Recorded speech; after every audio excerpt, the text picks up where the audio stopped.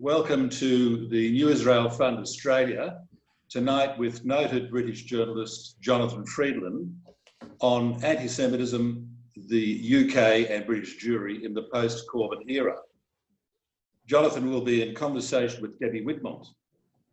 Jonathan is a noted journalist, British journalist. He writes a weekly column for The Guardian and presents the BBC Radio 4's contemporary history series, The Long View. Interestingly, Jonathan also writes thrillers, but under the name of Sam Bourne. So I presume that makes him a born-again Friedlander. So Jonathan is a graduate of Oxford University at Wadham College. Interestingly, he also spent a year working on Kibbutz Bet Haemek in Israel, which is near Nahariya. He has been working as a journalist for quite some time. He started out as a BBC news reporter on radio and television, including For the World at 1 and Today on Radio 4. He also was a correspondent for the Washington Post, as you won't be surprised to hear, in Washington. He's been writing for The Guardian, also as Washington correspondent, or he did, from 1993 till 1997, when he returned to London. He's, for a number of years now, been writing a weekly column for the UK newspaper, The Guardian. He is, for example, most recently been writing about Trump and his travails with his former national security advisor John Bolton. He's won a number of awards, including as the columnist of the year in 2002. He was also awarded, most notably, the Orwell Prize in 2014. Jonathan will be in conversation with Debbie Whitmont, who many of you will know and recognise her as a noted Australian journalist and author. She's a former Middle East correspondent for the ABC and a long-time reporter for the ABC's flagship current affairs program, Four Corners. She also has won very many awards, including 2 Walkleys and other awards from the Human Rights Commission. The New Israel Fund, which is bringing you this program tonight, is the leading funder of Israel's human rights and social justice organisations. I'm Irving Wallach. I'm a past president of NIF Australia. I was one of the founding directors of NIF in Australia, and I'm a member of the NIF International Council. Without any further ado, let me hand over to Debbie Whitmont, who will be in conversation with Jonathan Freedland. Thank you, Irving. Hello, everyone. Webinese, I don't know what the word is really, but welcome tonight to our conversation here in Liam Gatroy's garage in Sydney. And we're very excited to be talking to Jonathan Freedlander. And appreciate the time, him taking the time to talk to us, because as you'll see from everything he does, he's a very busy person. So let me start, Jonathan, by perhaps talking to you as your alter ego that Irving Wallach just referred to, your thriller writer persona, Sam Bourne, who I was wondering if he's some sort of distant cousin perhaps of Jason Bourne's. I'm not quite sure. But it seems Sam Bourne has just published a new thriller, and I was one behind. I'm now talking about the one before that, which is a book called To Kill the Truth. And I just found this book alarmingly prescient, actually, and especially now finding ourselves in this sort of post-truth world. So I thought we might start by asking you to tell us about that book and what prompted you to write it.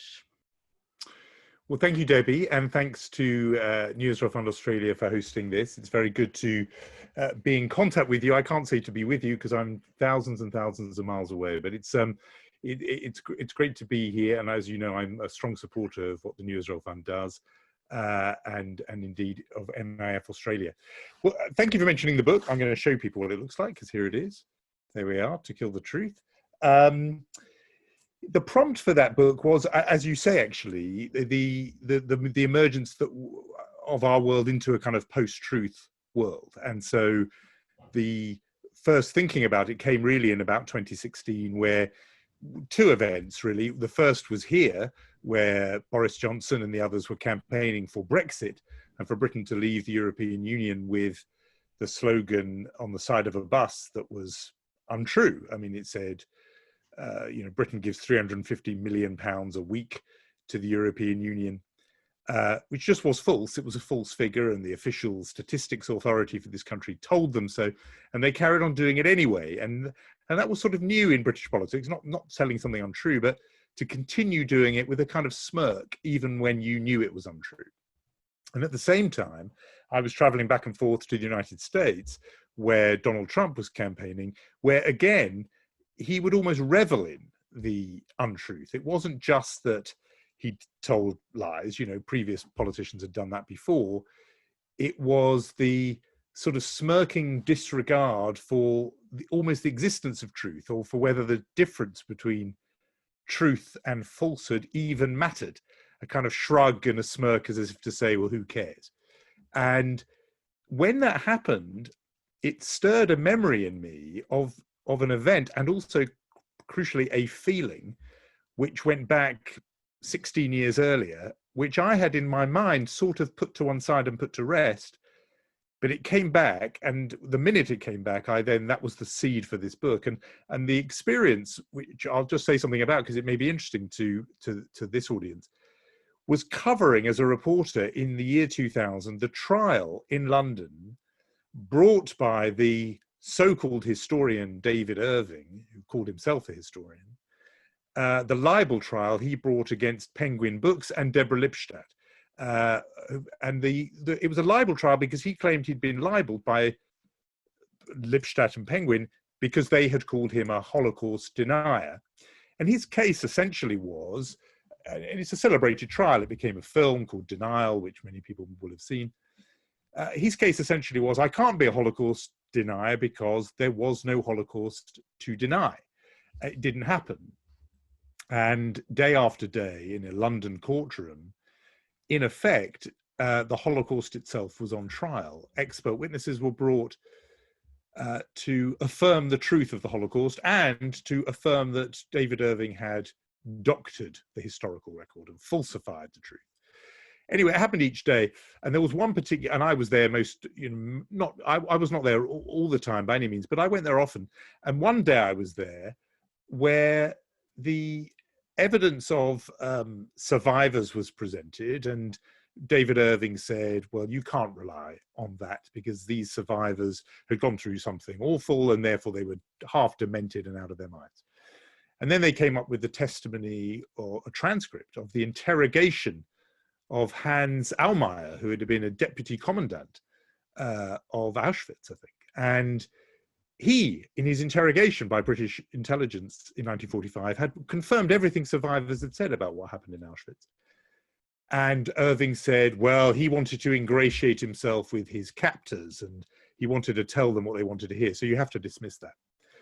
And then there was the physical evidence, and there was archaeologists and architects who came to describe the crematoria at Auschwitz-Birkenau. And again, he said, well, if you look there, they've all been reduced to rubble because, of course, the Nazis wanted to destroy the evidence.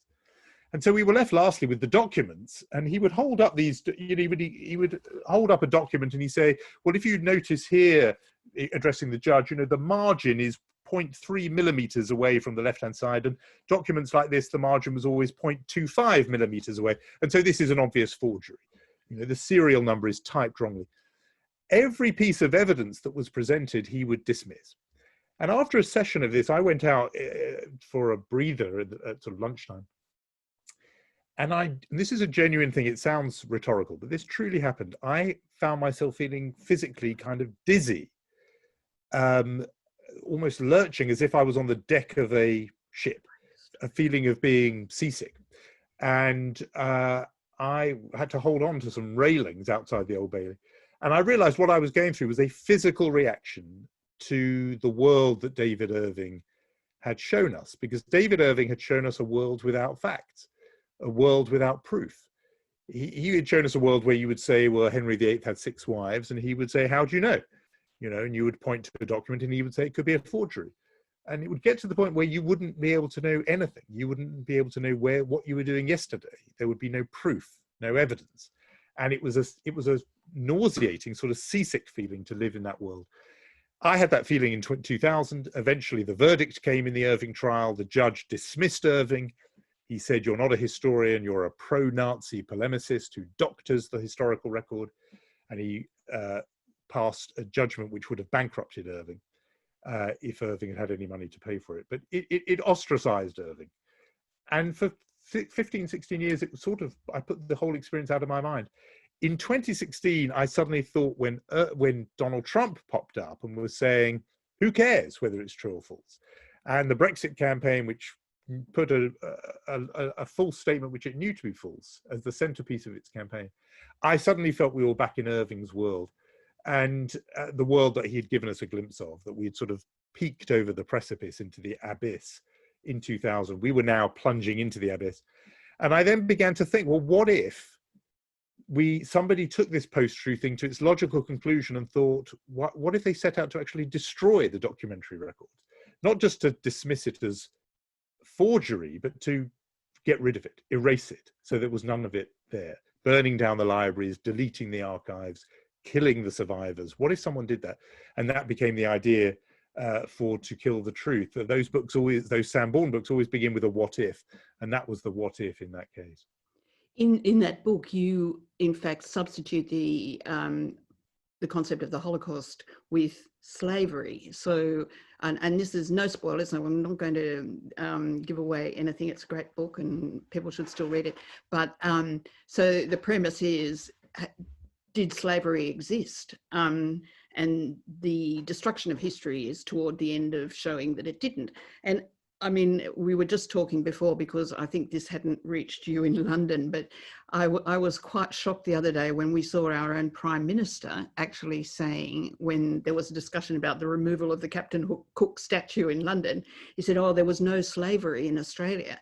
And it seemed as though your book was coming alive, basically. So it's very scary. No, that is a scary thing. You're quite right. In the book, I have something which is a bit like an Irving trial, except instead of having a David Irving who denies that the Holocaust happened, you have an American sort of Southern charismatic speaker who says there's no proof that slavery happened in the United States. Now, of course, you and I know there's huge amounts of proof, but if somebody was ready to say every document is a forgery and every witness was lying, then what would you do to prove him wrong? And so that was the sort of setup, as you say, and it comes early in the book, so it's no spoiler. It is shocking for me to hear what you say about Australia there, because this, first of all, it's shocking in itself that he would say that, and it is uncannily parallel to the plot opening, really, of To Kill the Truth. But it fits with something the novelist Philip Pullman, who wrote his Dark Materials trilogy. He has got this very almost supernatural view that if a writer writes anything, somewhere, sometime, it will happen. And it's sort of almost magical belief. And I've been beginning to sort of worry there may be something in this, because the first of these books was this book called To Kill the President, which I wrote before Donald Trump had sworn the oath of office. And the book opens with this new president, who's quite Trump-like, getting into a war of words over Twitter with the leader of North Korea, which happened within about 2 months of the book coming out. That happened in real life. And this president has two generals, one is his chief of staff and one is his defense secretary, and they used to serve with each other. When I wrote that hadn't happened, and then Trump made exactly that happen. So you begin to worry there is this sort of weird relationship between fiction and the real world at the moment, that our post-truth world is rapidly becoming a kind of fiction world, and it is becoming slightly troubling. And your Australia example makes me worry about that even more. Oh, well, maybe there's a portal that we can all go through, or we can fly above Oxford like Pullman did.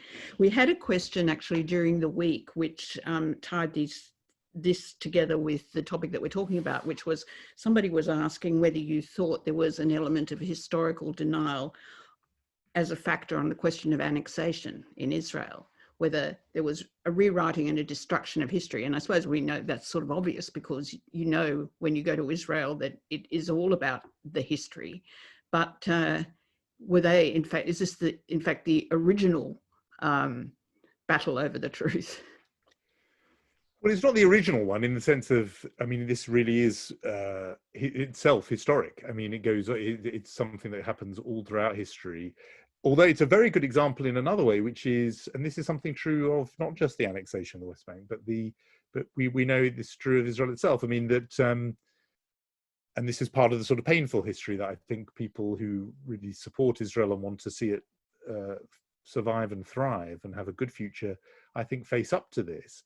Which is, you know, Irving, when he introduced me, mentioned that I spent time on Kibbutz Bet Emek. That place wasn't always called Bet Emek. You know, there were other names for all those places, that there was the rewriting of names of places. And some place names were erased and, you know, Lida became Lod, etc. That happened. And I'm one of those people who thinks that it wouldn't detract from Israel's own legitimacy. If anything, it would enhance it, actually, if Israel were to undertake a process of acknowledgement of that history.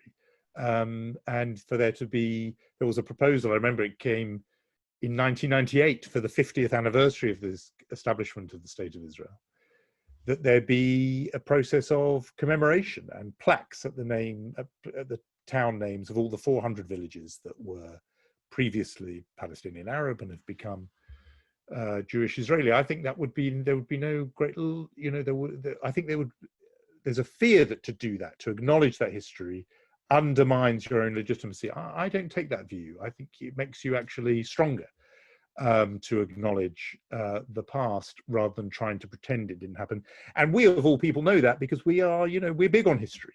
I mean, history matters to us. And I think this is partly why I wrote To Kill the Truth and partly why Jewish readers have really responded to it. The idea of erasing truth is really terrifying, I think, for Jews. And I think it's interesting. It's partly because historically we haven't had buildings, you know, that we've had to move on very often. And, you know, our history isn't encoded in cathedrals, etc., that are just firmly anchored in places. We've had to take our history with us as oral history and as memory, and crucially as books. So the notion happens partly in the book is of libraries being destroyed, records being deleted. I think that's really chilling for Jews, because we know we are the sum of our history, and we carry our history with us. It's not sort of earth and soil for 2,000 years. I mean, obviously Israel is a different development now with land, but no, history is central to who we are. It's our identity, remembering, you know, Yizkor. I mean, these are central parts of Jewish identity. There's a flip side that we as Australians should be very conscious of, that we in this country are the occupiers. And I think this is an issue that's now come up, place names, for example, renaming place names, that has come up with the Black Lives Matter debate, but we won't go there because that's not what we're talking about tonight. But I think there is a total parallel there. Just going to annexation, 1st of July, been and gone, nothing much happened. What do you think is going to happen with annexation? And was it just a bit of a distraction for Netanyahu to take away from his troubles with COVID-19 and other things? Well, it's got a longer backstory than just, it predates coronavirus. Obviously, it was the platform on which he sought election in several elections. You know, 3 or 4 weren't there, and so it's been a demand of the right in Israeli politics for decades and decades. So it certainly predates coronavirus. So it's been out there as a sort of wish for the Israeli right for a long time. There is something about the timing, obviously, and that is, and you know, from their point of view, this a sort of perfect storm, which is, on the one hand, under cover of coronavirus, you can get away with a lot because the world is distracted. And then on the other, you have in Donald Trump a president who is prepared to, or is willing to, sort of bless annexation in a way that a regular and previous American president would not. So therefore, there is a moment here which Netanyahu may well want to seize. On the other hand, there is a persuasive view that says he might like having it as an always deferred demand rather than something he actually does, because it's very useful for uniting his own party and rallying support. So it's actually useful for him to keep it always just out of reach. So whether that happens immediately or whether it's just the beginning of a very long legal process, remember that he's got coalition partners who are not as committed to it as he is. We will have to see how that pans out. There are smart people in Israel who believe it will always be tomorrow or the day after and never quite come. I'm not sure that may be too hopeful, given these coincidence of Trump and coronavirus creating a window of opportunity for Netanyahu. Boris Johnson made a very strong statement opposing annexation. And what's your view of that as to why he did it? And I mean, is there anything that he can do to deliver on that opposition? Well, I'm sure he'll feel he's ticked that box now that he published an article in Yediot Ahronot saying, we won't recognize it. I think that was quite bold, actually, of Boris Johnson to do that.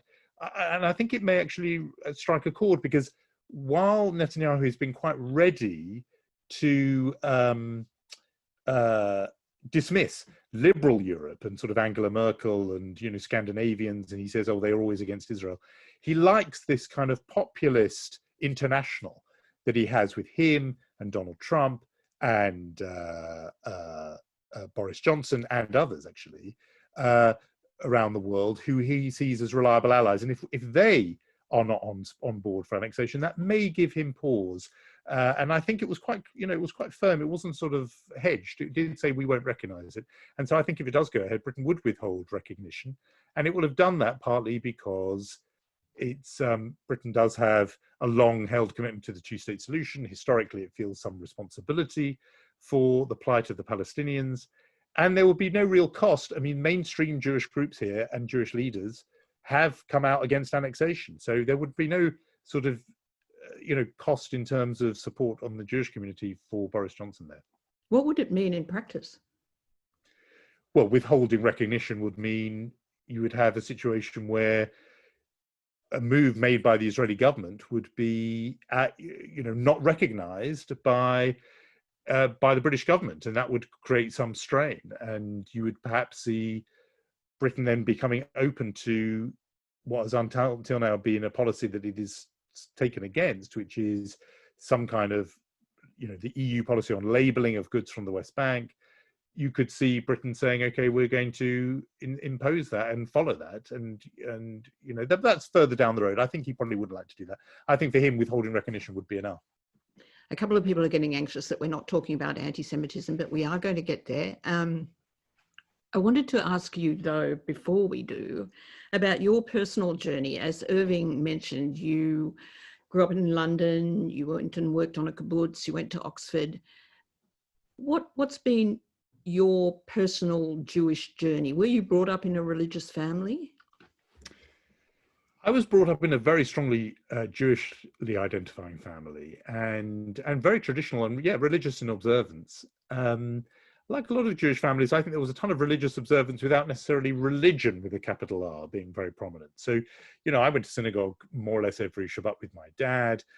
My mother had grown up in ultra-Orthodoxy, actually. Her father was a Gera Chassid, born in Palestine, as was. My mother was born in Petach Tikva in 1936, and into ultra-Orthodoxy. And so she, became less observant as the years went by. But no, we were pretty strict. I didn't go to school on, not just Rosh Hashanah, Yom Kippur, but Sukkot and Shavuot and all those things.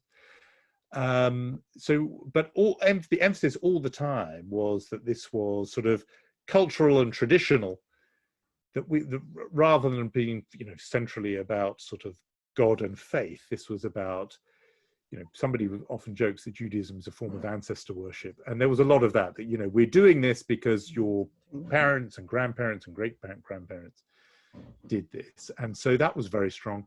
But Jewish life absolutely flowed through my home, because on the one hand, there was my mother, who, as I say, was, her first language. My mother's first language was actually Yiddish. Her second language was Hebrew. Her third language was English, on the one hand. And then my father, a journalist like me, was the founder and presenter of a program that ran on BBC for 25 years on the BBC in London called You Don't Have to Be Jewish, which was a magazine show, as he put it, seeing the world through Jewish eyes, but not necessarily for Jewish ears. That was his slogan. And he had a weekly show which would be an update on everything going on in the Jewish community, but also about Israel and the Middle East. And so this was running through my house. I remember as a 9-year-old, the phone ringing at 6 a.m. where he got a call to say, you need to get to the studio quickly to do a live program because Israel has just rescued over 100 hostages from Entebbe. And he said to me, you'll find this interesting, get in the car. And so the two of us, with me age 9, drove to the house of the Israeli ambassador, where my dad sat with his tape recorder, quarter-inch tape, a Ewer tape recorder. I mentioned this just for you as a fellow broadcaster. You may remember those machines. And he interviewed him and ran to the office and cut the tape. And I was sort of, holding the door open and getting teas and coffees as guests came in to report live on the rescue of hostages from Entebbe. So this was gone through my life from as soon as I remember, really. I mean, that's just one example that we lived with that. And so it's not a new affinity for me. It's something that's been part of my life from the beginning. What a wonderful training for a journalist. But you describe yourself as a liberal Zionist, but you also say that you sometimes feel a bit queasy. Once again, that terribly English word of queasy. You sometimes feel a bit queasy about the word Zionist. And I'm wondering, is that something that has always been there, or is it really something that developed over the last 5 years? I was queasy about the word as Zionist in terms of using it for myself long before Jeremy Corbyn, and I know we're going to come on to that because I too am seeing the messages from people anxious to get onto it. I've been worried about the word because it was so obviously misunderstood, and so people did not understand that that Zionist, in the words of the brilliant Israeli writer, much missed Amos Oz, is the family name, but there are always first names that go in front of it. So there are religious Zionists and socialist Zionists and political Zionists and Marxist Zionists and mystical Zionists. That was not understood. Instead, people understood it to mean just a kind of ultra right-wing form of Zionism. That if you were a Zionist, you were aligning yourself immediately with Netanyahu and the settlers in the West Bank. And while I could explain why that wasn't true, it was so widely used that way that it become sort of unuseful and sort of as a term. So I don't use it because it's so liable to be misunderstood and to close off part of the people you're speaking to, close their ears rather than open them. So instead I will say, as I said actually earlier, I said, I'm committed to seeing Israel survive and thrive. I don't think Israel should just have the right to exist, it should have the right to flourish. I would prefer a formulation like that. I want to see two states, Israel alongside the state of Palestine. Those formulations explain much more what you mean, whereas Zionist people have 1,000 sort of understandings of that word, and many of them very hostile. So I don't use it, if I can avoid it, and it's so liable to be misunderstood. But though it did become, as you say, in the Corbyn period, it became a battleground. Well, yes, but it's interesting that you'd worked that out long before that.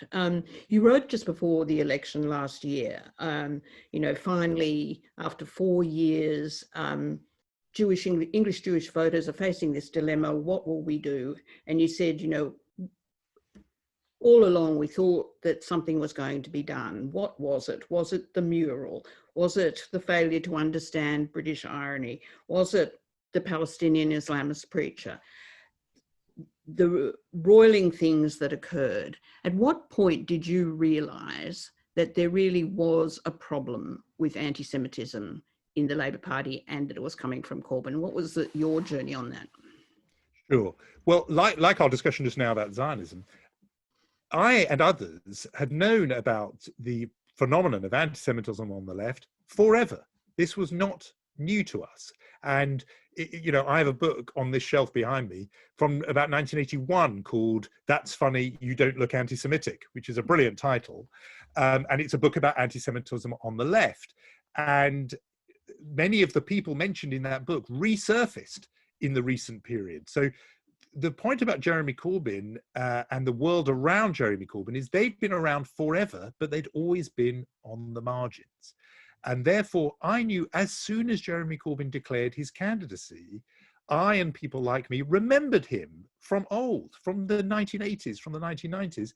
It's just we'd never particularly bothered thinking about him because he was such a marginal figure, a backbench member of parliament. But I knew that if ever there was a meeting, you know, with 20 people in a room on the issue of Israel-Palestine, anywhere in the country, Jeremy Corbyn would be on the panel, no matter how disreputable the other members of the panel would be, or how disreputable the theme of the topic and discussion would be. So, of course, years ago, there would be a meeting equating what was happening in Gaza to the Warsaw Ghetto and scheduled for Holocaust Memorial Day, you know, very unsubtly linking Israel's behavior to that of the Third Reich.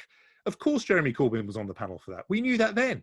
So as soon as Jeremy Corbyn declared his candidacy for the Labour Party leadership in 2015, I was writing on this subject, saying this is going to be a big problem because of who he is and who he's always been. And sure enough, once he was elected, out of the woodwork came all these people who'd always been around. If you were, you know, sufficiently nerdish on this subject and you knew all these characters, but they'd previously been speaking in rooms above pubs to 20 people. No one cared about them, but suddenly they were there in commanding positions of the main opposition party of this country. So when people said, oh, you never used to go on about this before, well, why would you bother? These were, you know, the fringe of the fringe. But suddenly this person was aspiring to be prime minister and was the leader of the opposition. So it became very important. So I began writing on it extremely early. I mean, you know, there is a piece from before Corbyn was elected that where I warned that if Corbyn's elected, you know, the Jewish vote in the next general election will, the Jewish vote for Labour will plummet. And, you know, of course, that was right. In 2019, the polling, I think, estimates that 6% of British Jews voted for Labour and said they couldn't vote. You know, the figures were in the high 80s% of those who deemed Jeremy Corbyn anti-Semitic. So, you know, that was foretold.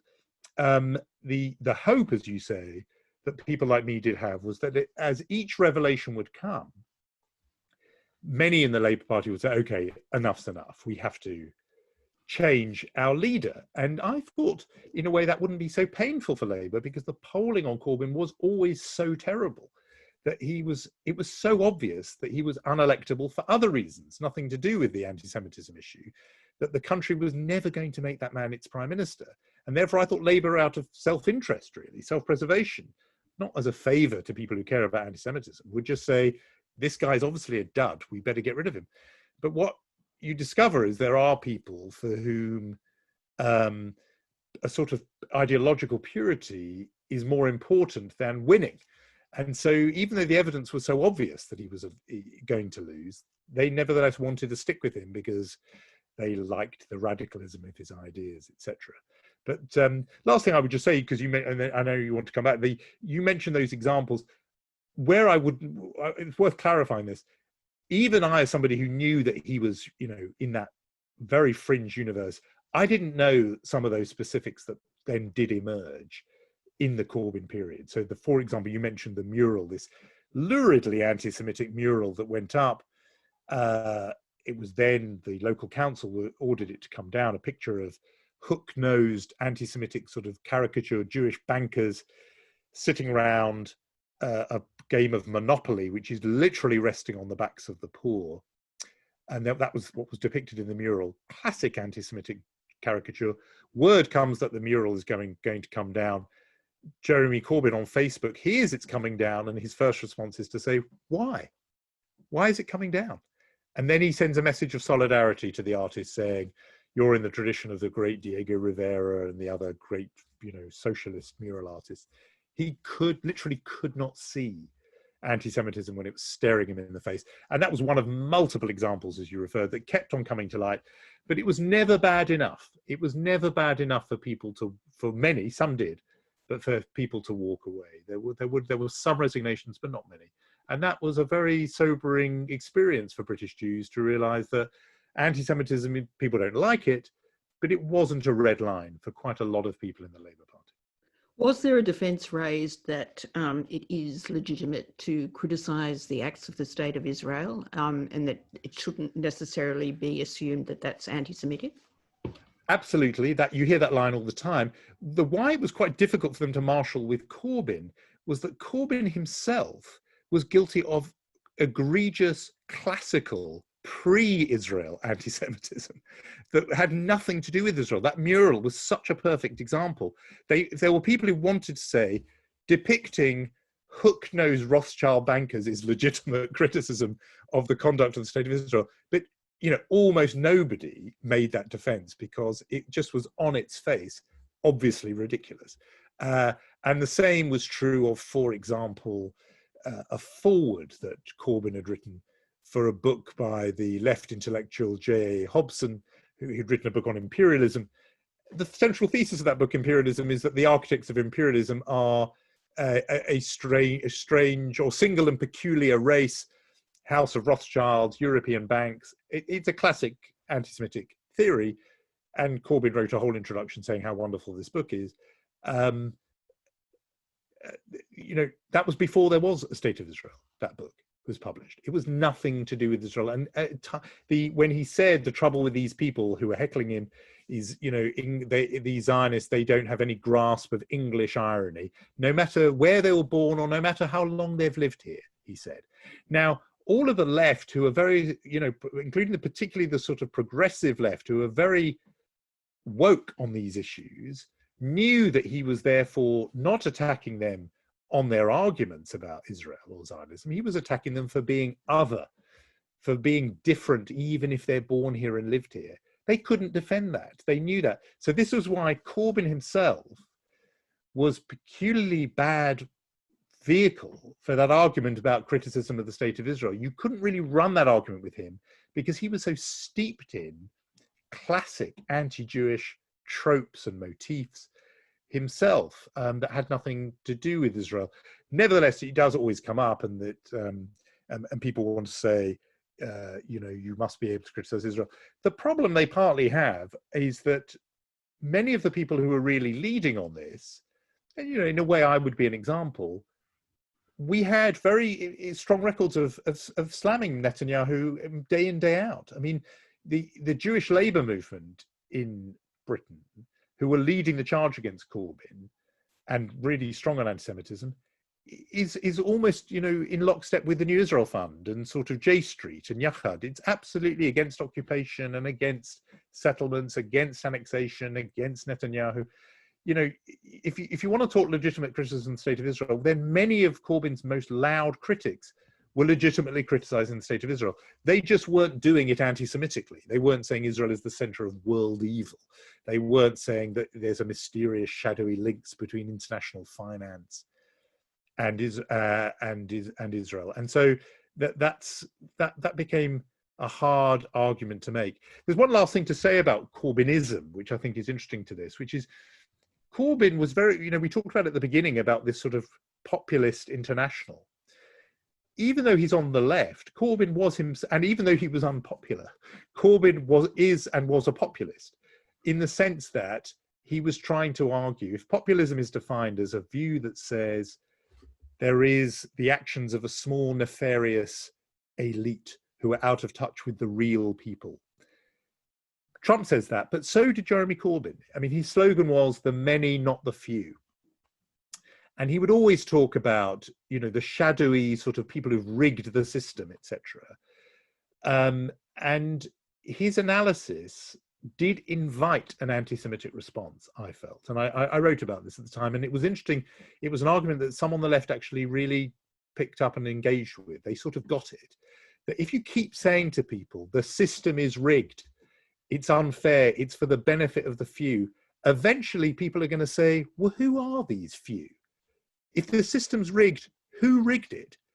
And Corbynism, by constantly going on about Zionism and Zionists, did invite people, even if he himself didn't join the dots, it invited people to lurch to a kind of socialism of fools, to use the old 19th century phrase for anti-Semitism, a view that says the world is bad and it's because of those people over there. And Corbynism has that element to it. And that's what we saw erupt last week, just last week, when the new Labour leader, Keir Starmer, sacked his education spokesman, a woman called Rebecca Long-Bailey, because she had endorsed an interview with a very famous and admired actor in this country, Maxine Peake, who had said that the knee on the neck technique that killed George Floyd, in an interview said, oh, well, that was taught to the American police by Israeli secret services. That was classic left anti-Semitism, because it says, here's something terrible going on in the world. In fact, here's a crime that most people in the world are truly appalled by. Guess who's behind it? You know, it's you know who. And it turned out there's no evidence for that. It was a false claim. And it was really natural that it was the Corbynite candidate. You know, Rebecca Long-Bailey was the standard bearer for Corbynism, and she was the Corbynites' favoured candidate after Corbyn stepped down. It was so predictable that she would endorse that interview, and the new Labour leader, very encouragingly, asked her to step down. Yes, I was going to come to that and how reassuring that action was. But just going back to, it was interesting what you said about Corbynism. You said whether or not he joined the dots himself. It's hard to believe that such a senior politician who's reached such a summit of leadership could not know what he was doing in setting up the other as a paradigm for populism. I mean, are you suggesting that he didn't know or doesn't know, or was it deliberate, or does he just not see? It's a really interesting question about Corbyn. I mean, one thing that even people who work quite closely with him would always say is, you know, and I'm trying to think of a nice way to put this, but they say the one thing you've got to know about Jeremy is, you know, he's not the sharpest pencil in the box. You know, he is no intellectual. He famously said about himself, he went into politics because he was the thick one, the stupid one in the family.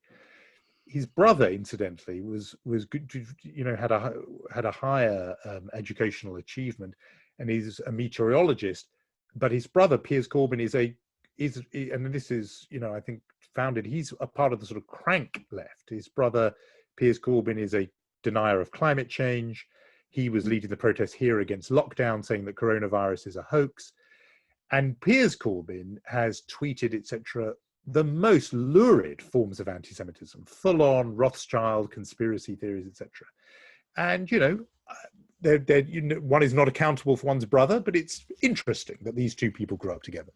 Jeremy Corbyn himself doesn't read, he doesn't quote books and things you know, or ideas. And this is partly what made him appealing for some of his followers. He has stayed, I would say, dogmatically and rigidly, they would say with admirable consistency, exactly where he was in 1973. He hasn't moved, he hasn't had a new idea since then.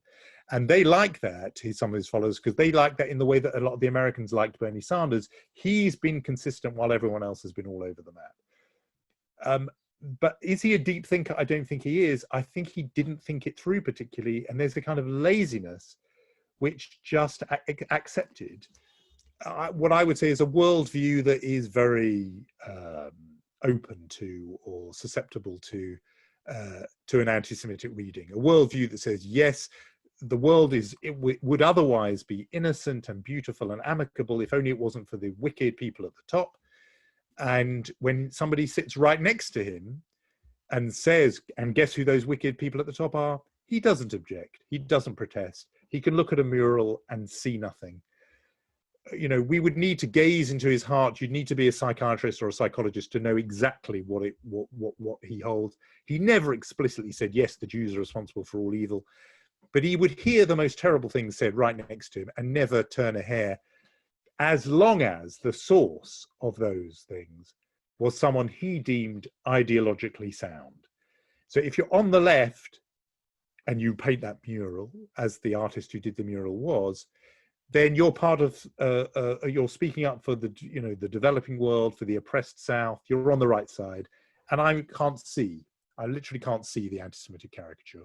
And if you're Raed Salah, the Palestinian leader of the Islamist Party, who has said that Jews literally use the blood of Gentile children to bake bread, and a British court has confirmed that you said that, it doesn't matter. I'm not hearing it, because you are on the right side of the great struggle.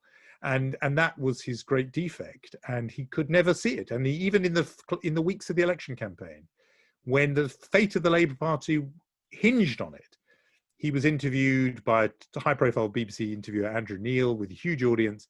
And Andrew Neil said, "Will you apologise?" Not even for the things he'd done himself, just for the way that these things had been handled in the Labour Party.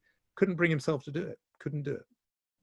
Well, maybe it's comforting to think that that's the result of stupidity rather than some form of manipulative malevolence. But what is going to be the legacy of the years of this on the Jewish community in England? I mean, you saw Keir Starmer the other day actually take quite strong action. Is that enough, or has Labour lost its Jewish constituency? Really interesting question, and it's still in play. We don't know yet, because there hasn't been any kind of vote since Corbyn stepped down and Keir Starmer became the leader. There is an interesting divide within the people I speak to in the Jewish community, and particularly the sort of leadership. There are those who think what Keir Starmer has done is wonderful. They were very pleased by his response to the episode I mentioned with Rebecca Long-Bailey, and think that the nightmare is behind us. We should rush to embrace this new leader and all is well again. There's another camp which say this is a really good start. He's done really well, but let's wait and see. And the big test is going to be the report of this independent body, the Equalities and Human Rights Commission, which has, under Corbyn, launched an investigation into Labour for institutional bias against Jews. I mean, Labour became the second only political party in Britain to face such an investigation, the first being the ultra-right fascistic British National Party. And that was a badge of shame for Labour. There are people who want to wait to see what Keir Starmer does with that. And they think, hold on, don't rush straight away. And I'll tell you what's behind that emotionally, which is really, to me, quite interesting, is there's people who feel like, look, it's true, the new leader is saying all the right things, and all the people who want to be on the same side as the new leader are all saying the right things. But we know what you did last summer, as it were. We know what you did those last 5 years, where you didn't resign. You continued to campaign in the December 2019 election to make Jeremy Corbyn Prime Minister. And even though you're now saying all the right things, how were you able to do that, given everything we told you about him? And so there are people who almost feel it's like in a marriage where, the unfaithful partner has said, I'll never do that again. I promise, I've changed. And the partner at home is thinking, well, yeah, I'm going to forgive, I'm going to move on, but I'll never unsee what I saw. I will never forget what I saw, and I'll never feel the same way again. And for British Jews, and this was a huge part of the Corbyn story, there was tremendous sadness through all this, because my parents always voted Labour, my grandparents always voted Labour, and I'm completely typical. There were many British Jews whose parents, grandparents, great-grandparents felt that the Labour Party was a kind of second home, their natural home, that there was the synagogue and the Labour Party, local Labour Party branch. And that link, that emotional bond was severed by the Corbyn period. And there's a sense of heartbreak, which does persist. Do you think it's possible that this report, which is actually due in a couple of weeks to be released, I mean, usually the experience of reports like this is that they don't tell you that much, and they cover up a lot of what might be otherwise the most crucial parts. And maybe it's about splits within the party, maybe it's about institutionalized anti-Semitism. How much will you know? I mean, do you think this report will be capable of winning back the confidence? Again, I mean, that's a good question, because we don't know, and what the people have got very high hopes for it, and partly because it is an independent and statutory body. They have seen extraordinary evidence. I mean, I've spoken to some of the people who have submitted evidence, and it is voluminous and detailed. So they believe it will be a damning indictment of the Corbyn period. But it's quite true. I mean, one thing that's sort of a bit depressing about Corbynites and Corbynism is they don't really take responsibility for their actions. There's very few of them who say, look, the terrible defeat in December is on us, and we've got to have an accounting of how we allowed this to happen. You never hear that. They always say it was the media, or it was Brexit, or it was the right wing of the party. They don't say, the polling tells us voters rejected us in large part because they could not face the idea of Jeremy Corbyn as Prime Minister, and we, as people who made him be the Labour leader, should take responsibility for that. You literally never hear that.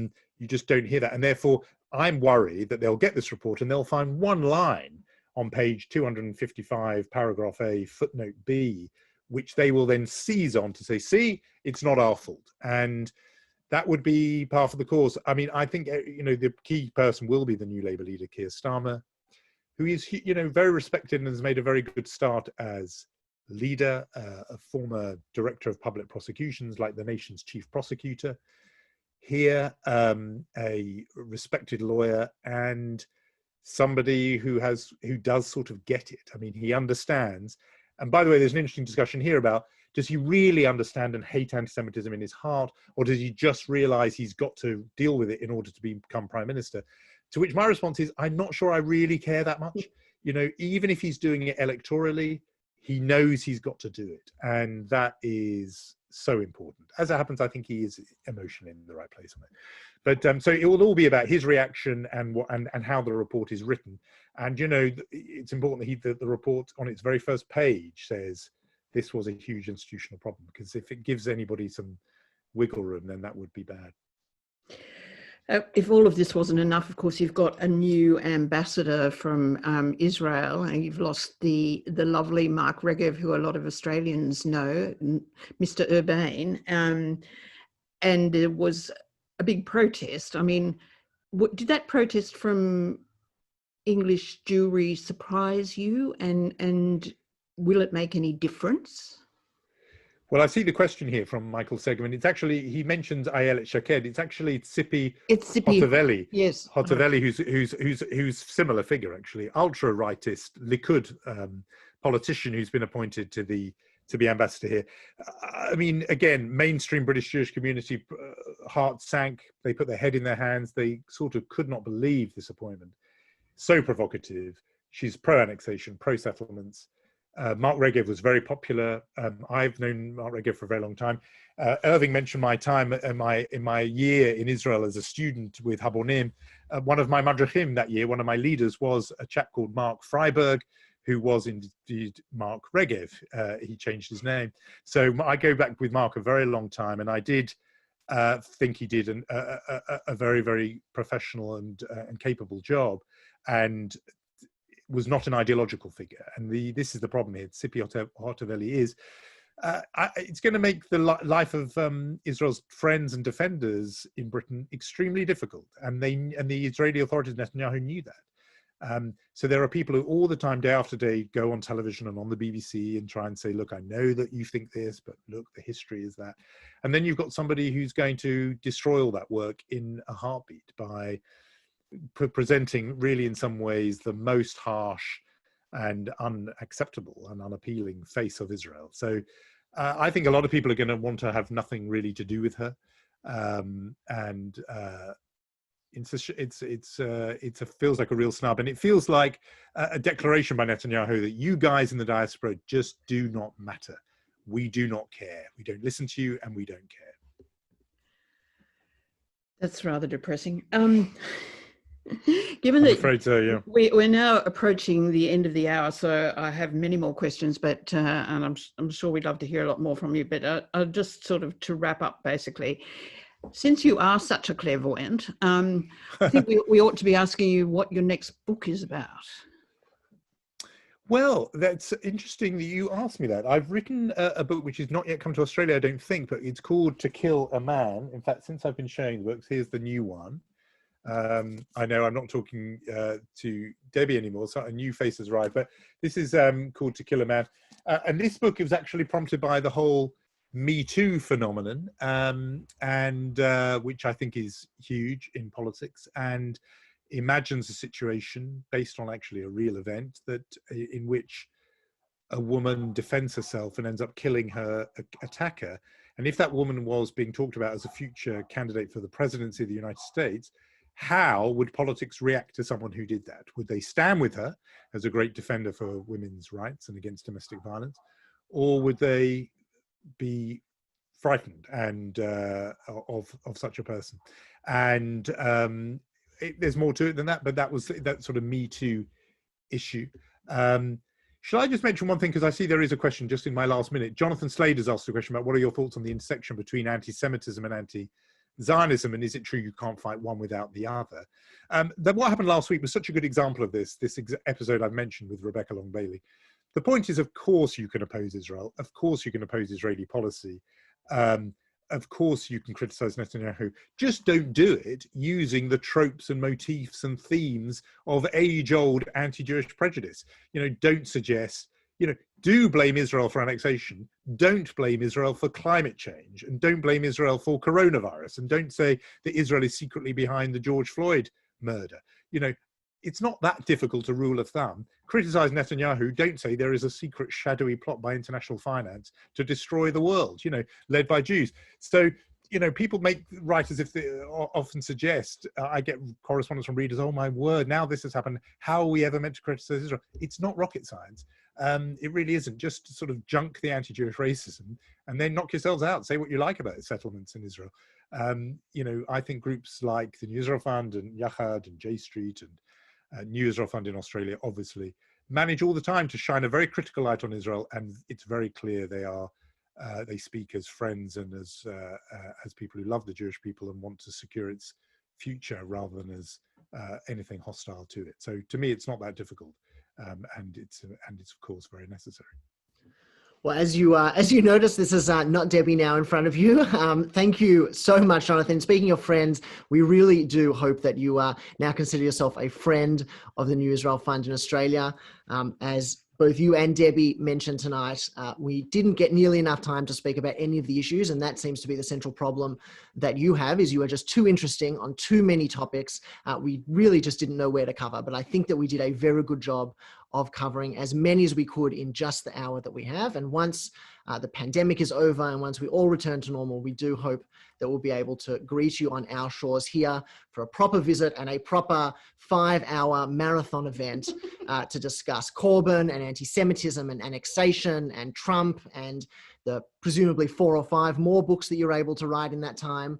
So a really big thank you from us for being part of this. A big thank you for the mammoth effort that you put into the New Israel Fund in the United Kingdom, where they are very grateful for your continued support and partnership, I know. I will wrap by saying a thank you in particular as well to all of our donors and supporters who have supported the New Israel Fund, particularly now that we have eclipsed the end of June and now in July. Thank you to everyone for supporting our important work. I don't think there was ever a more important time to stand up for equality and democracy at a time when COVID was, even though we like to say the virus doesn't discriminate and attacks everyone equally, we know that's not true. We know that it disproportionately affected people of color, people living in poverty, people living on the fringes. And so the funding that we were able to raise and send to those communities in Israel was particularly important. And of course, also with the annexation discussion going on, how can we promote equality and democracy between Israelis and Palestinians?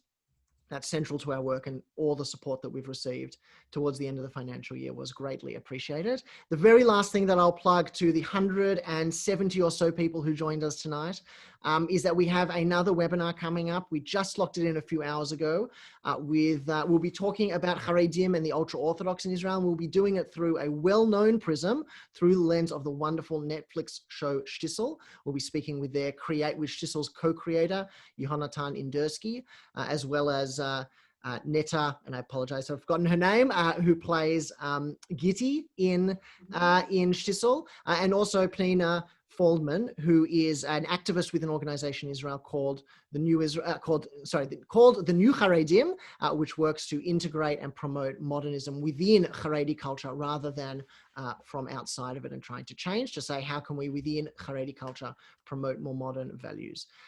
Thank you again for everyone for coming. Thank you really to Jonathan for taking time out of your busy schedule. We hope to read more of your articles in The Guardian. I'm sure that we'll keep sending them around. And thank you everyone again for joining us. And thank you to the wonderful Debbie Whitmont for joining me here too. Have a good night, everyone. Good night.